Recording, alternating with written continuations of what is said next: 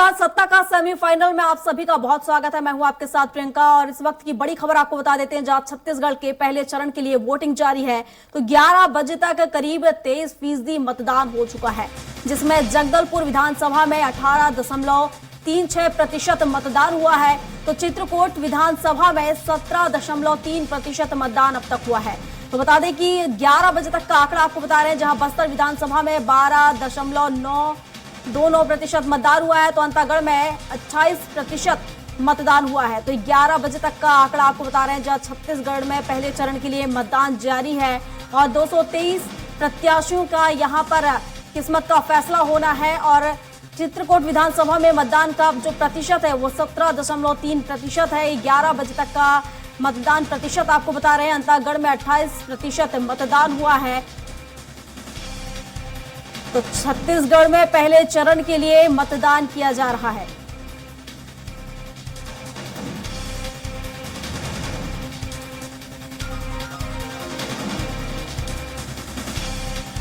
और इस पर विस्तार से जानकारी के साथ राजनांदगांव से दिलीप साहू हमारे साथ लाइव जुड़ चुके हैं। तो दिलीप का रुख कर लेते हैं। दिलीप, 11 बजे तक जिस तरीके से बताया जा रहा है कि 22.97% मतदान यहां पर हुआ था, अब 12 बज चुके हैं, क्या कुछ अपडेट मिल पा रहा है? कितना मतदान अब तक यहां पर हुआ?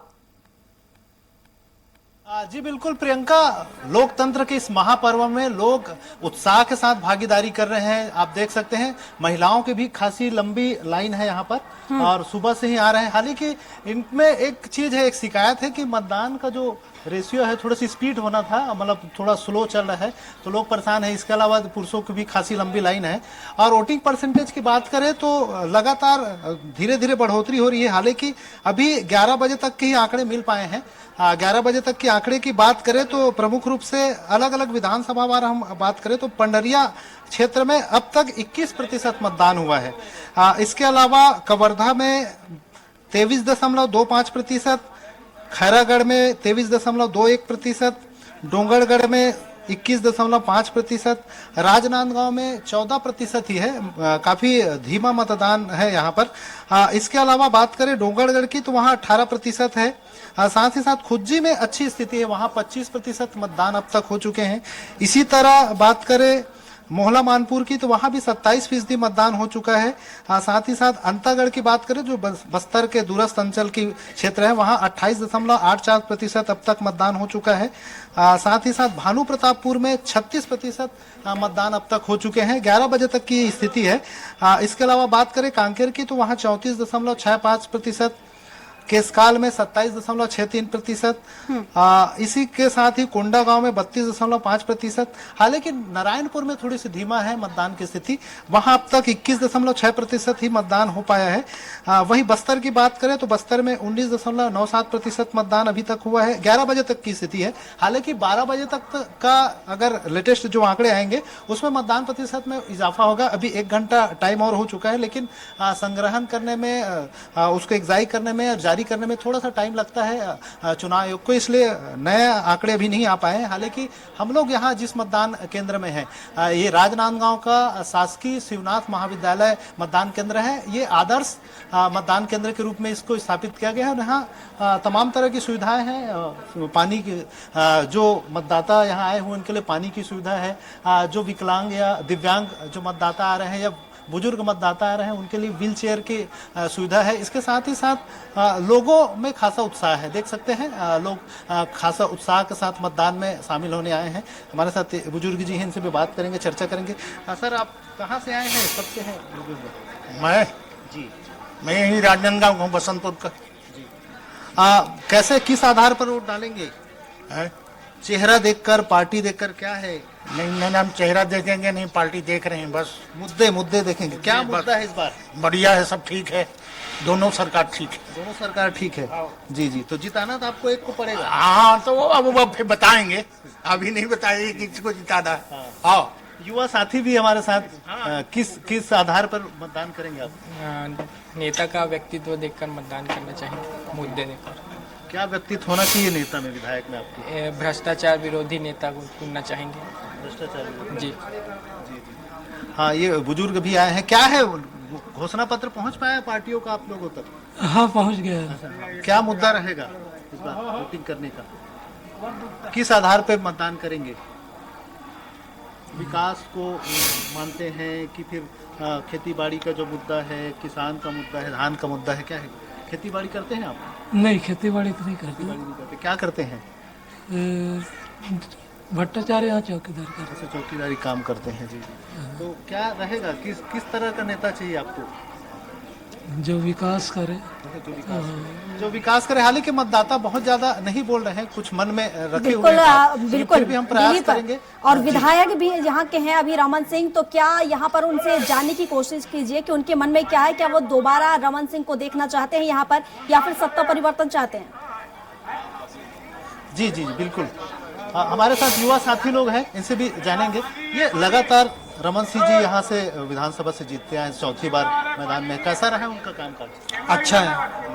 चौथी बार फिर देखना चाहेंगे उनको कि फिर बदलाव के मूड में आ सकते हैं, आ सकते हैं? ऑफकोर्स। कैसे है, किस आधार पे आप लोग वोट देंगे? मतलब चेहरा देखेंगे, पार्टी देखेंगे, क्या है? हाँ बोले सर। सरकार ने कुछ काम वाम किया है 5 सालों में? अब हमारे नज़र में तो कुछ ही नहीं किया है। जो पहले कार्यकाल में काम हुआ है, इस बार उतना काम नहीं हुआ है। रमन सिंह जी खूब काम करवाए हैं। बहुत काम करवाए हैं, रोड, नाली, नल, घर, सभी चीज़ का योजनाओं का लाभ मिला है। आप किस आधार पे देंगे? अब मैं क्या बोल सकता हूँ, मैं किसी नहीं, चेहरा के आधार पे, पार्टी के आधार पे, किस हिसाब से मतदान करेंगे? अब मैं अपने मन से निर्धारण करूंगा। हाँ, जो भी। क्या मुद्दा रहा इस बार? अब मैं इसके बारे में कुछ नहीं कह सकता भैया, ऐसा है। इसलिए मैं बहुत जी जी, महिला लोग भी हैं, इनसे भी पूछेंगे, जानेंगे कि आखिर किस आधार पर आप लोग वोट देंगे? सरकार तो बनाएंगे, लेकिन ये बच्चे लेके आए हैं, बच्चा हाँ साथ में आए हैं कि लंबे अरसे से, काफी समय से आप लोग लाइन में लगे हुए। देखिए काफी मुस्कान है बच्चे में।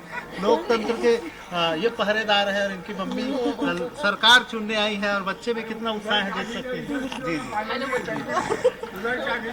जी, कैसे, किस आधार पे देंगे? बोल दे बेटा। ये देख सकते हैं सब में अलग उत्साह है, लेकिन हालांकि बोलना नहीं चाहते, थोड़ा सा बचते हैं, संकोच करते हैं। ग्रामीण महिलाएं हैं। आप क्या करती हैं काम? मैं चौका बर्तन करती हूँ। चौका बर्तन करती है। जी जी, तो ये वोट डालने आई हैं, कैसा लग रहा है? आई हूँ, अच्छा लग रहा है। बढ़िया लग रहा है। हाँ, किस आधार पे करेंगे? कुछ भी हम डाल देंगे। कुछ भी बता दें। जी जी, आप दीदी कैसा लग रहा है? अच्छा लग रहा है। बढ़िया काम वाम करवाए हैं, आपके क्षेत्र में मुख्यमंत्री रहे हैं। का काम करवाए, कुछ काम नहीं करवाए है, काम नहीं करवाए हैं, बेकार है। पूरा चकाचक कर दिया। चकाचक करी, काला करी। पाटन वाला करे, पाटन दुर्ग जिला ये नांदगांव जिला नहीं करे चकाचक। हाँ, कुछ काम नहीं हुआ। नहीं तो आपके यहाँ तो 15 साल मुख्यमंत्री रहे रमन सिंह जी, कुछ काम नहीं करवाए? करे ना, करे बहुत काम करे। हाँ, क्या चावल दे तो त्रिभूषण भैया। आप लोग किस आधार पे देंगे? महिलाओं को कुछ, आप लोगों को कुछ विशेष मांग?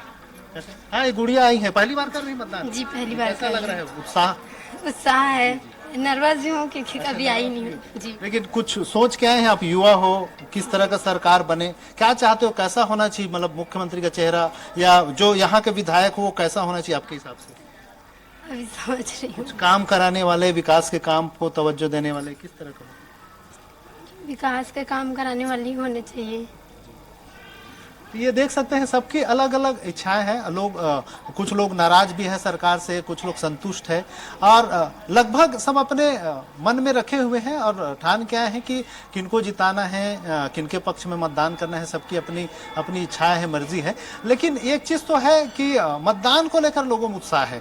लोग यहाँ 1.5 2 घंटे से लाइन में लगे हुए हैं, लंबी लाइन लगी हुई है, और लोकतंत्र के इस महापर्व में हिस्सेदारी बखूबी अपना कर रहे हैं।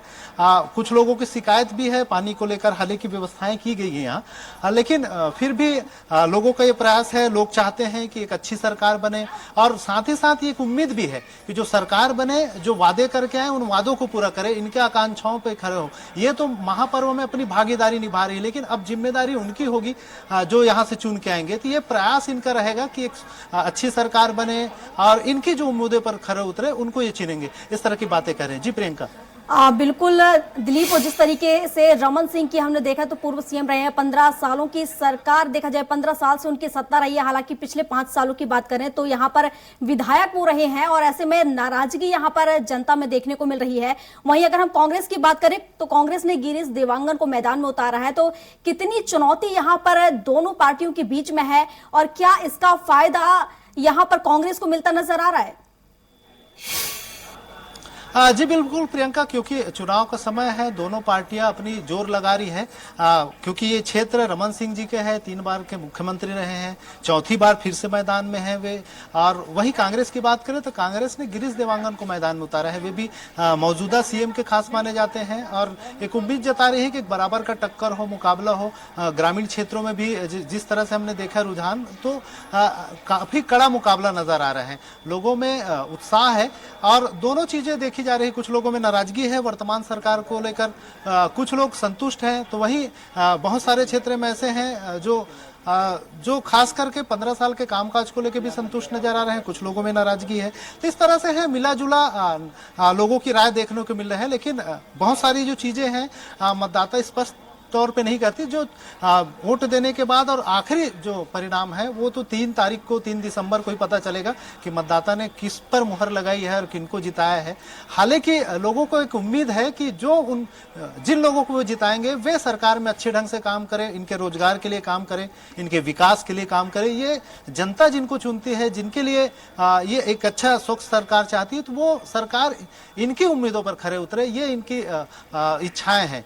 अब ये डिपेंड करता है किस तरह से जो रिजल्ट आएगा उसके बाद जो घोषणाएं की गई है, चाहे दोनों पार्टियों के हम घोषणा पत्र देख रहे हैं, घोषणा पत्र में बहुत सारे वादे किए गए हैं, लेकिन कितने वादों को पूरा करता है ये तो आने वाली सरकार बताएंगे। लेकिन लोगों को उम्मीद तो है कि जिस तरह से दोनों पार्टियां, चाहे बीजेपी की बात करें, कांग्रेस की बात करें, हालांकि मैदान में बहुत सारी पार्टियां और है, बीएसपी है, जेसीसीजे है और तमाम पार्टियां हैं। और खासकर राजनांदगांव विधानसभा सीट की बात करें तो यहाँ से निर्दलीयों को मिलाकर कुल 29 यानी 29 प्रत्याशी मैदान पर है। लेकिन हमने बहुत सारे जब मतदाताओं से बात की तो कुछ लोग ही, 2, 4, 5 लोग ही इन तक पहुंच पाए हैं और बहुत सारे प्रत्याशी इन तक नहीं पहुंच पाए हैं। तो कहीं ना कहीं बहुत सारे प्रत्याशी जो नहीं पहुंच पाए हैं, शायद वे उतने वोट नहीं पाएंगे जितने के वो हकदार है। लेकिन कहीं ना कहीं ये प्रमुख मुकाबला भी जो नजर आ रहा है वो मुख्य रूप से पूर्व मुख्यमंत्री डॉक्टर रमन सिंह और जो कांग्रेस से हैं गिरीश देवांगन, उनके बीच ही ये मुकाबला नजर आ रहा है। जी प्रियंका। बिल्कुल दिलीप, हालांकि हम अभी वर्तमान में बात करें तो यहाँ वर्तमान में बस्तर की 12 सीटों पर कांग्रेस का कब्जा है, लेकिन अभी जो समीकरण बन रहे हैं तो वहीं कहीं ना कहीं हम देखें तो बस्तर की कई सीटों पर बीजेपी की मजबूत दावेदारी यहाँ पर नजर आ रही है। चाहे हम यहाँ पर कांकेर की बात करें, कोंडागांव की बात करें, केशकाल की बात करें या फिर अंतागढ़ की, ऐसी कई सीटें हैं जहां पर बीजेपी के जो प्रत्याशी हैं उनकी स्थिति मजबूत नजर आ रही है। बड़ा उलटफेर एक बार फिर शायद यहाँ पर देखने को मिल सकता है। हालांकि देखने वाली बात होगी कि जनता किसके साथ जाएगी। फिलहाल शुक्रिया आपका तमाम जानकारियों के लिए।